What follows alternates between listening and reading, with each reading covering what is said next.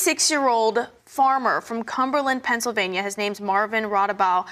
He was offered $15 million for 261 acres of farmland for a data center. And I'm sure you've seen this. So his answer was...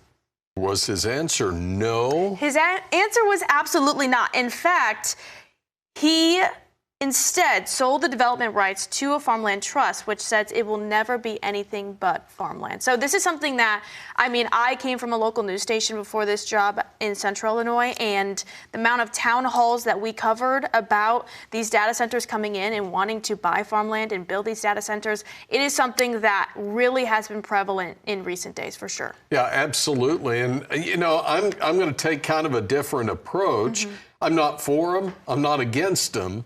But as long as you're talking about people in their private lands, you know, I have a hard time lining up on either side of this because, you know, if I'm offered quite a bit of money, I might be tempted to do it as well. But again, that's just part of this whole issue when it comes to land and the value and what happens with it next. And that's kind of also what I thought about with it, too, with obviously we're kind of to a point within farming where we know the average age of a farmer being mid to late 50s.